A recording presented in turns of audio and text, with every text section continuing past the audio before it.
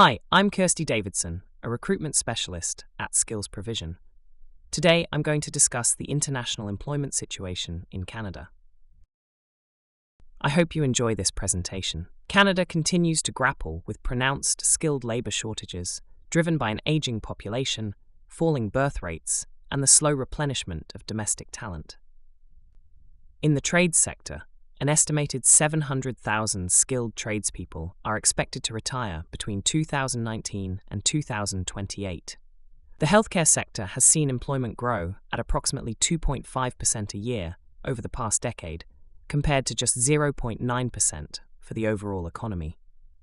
In agriculture and agri-food, over 28,000 job openings went unfilled in 2025, and supply-demand mismatches may reach 15% by 2030. The transport sector, notably aviation and trucking, may face shortages of 130,000 workers by 2035. These structural imbalances underscore why immigration has become the linchpin of Canada's labour force growth. In fact, virtually all net labour force expansion now stems from immigration. Canada's federal government is strategically leveraging immigration, both temporary and permanent, to address these shortages. The policy framework reflects that. Under the 2025-27 Immigration Levels Plan, Canada targeted 395,000 permanent resident admissions in 2025, down from 483,390 in 2024. Temporary resident targets were set at 367,750, comprising 82,000 under the Temporary Foreign Worker Programme, and 285,750 through the International Mobility Programme, and 305,900 students. Immigration now constitutes nearly 100% of Canada's labour force growth. Category-based selection within Express Entry prioritises candidates with experience in healthcare, STEM, trades, transport and agriculture, as well as strong French speakers, expanding beyond the pure points-based model. A related reform, as of March 2025, IRCC changed the Express Entry CRS rules, removing some job offer points to deter fraud. Previously, job offers could yield up to 200 points for senior roles or 50 points for other skilled roles. These have been curbed. Healthcare and social assistance vacancy rates stood at 4.1%, led by shortages in nursing, lab technologists, social workers, and others. Accommodation and food services. Posts such as cooks and butchers show 4% vacancy rate. Though attractive sectors, they often lack open work permit eligibility. Construction and trades. Vacancies reach 3.2%, with carpenters, electricians, plumbers, welders, and heavy-duty mechanics in high demand.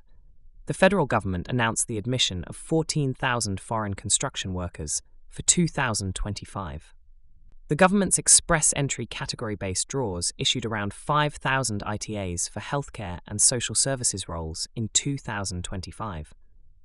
Record-high migration among OECD nations, including Canada, has prompted many countries to tighten immigration and student visa policies to address housing and infrastructure stress.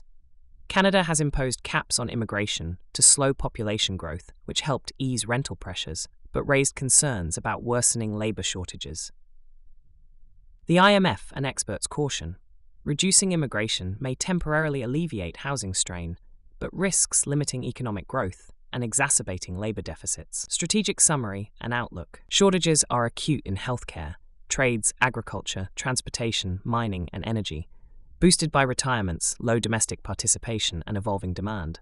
Immigration remains central to filling these gaps, though policy now emphasises quality over volume, favouring skilled newcomers and retention via in-country applicants. Regional demand varies, with hotspots in Quebec, Ontario, BC, the Prairies, and Atlantic provinces offering targeted opportunities for skilled immigrants. Programmatic adaptation is underway, yet credential barriers and bureaucratic silos persist. A shift towards skills-first hiring, credential recognition reform, and better employer education collaboration is emerging, but needs scaling. Balanced policy is vital. While housing concerns drive immigration caps, Canada must avoid undermining labour supply just when demand peaks, especially in skilled sectors. In conclusion, Canada's international recruitment and hiring landscape, from a skilled labour perspective, in 2025 remains one of both urgent demand and cautious policy design. Skilled labour shortages are widespread and structural.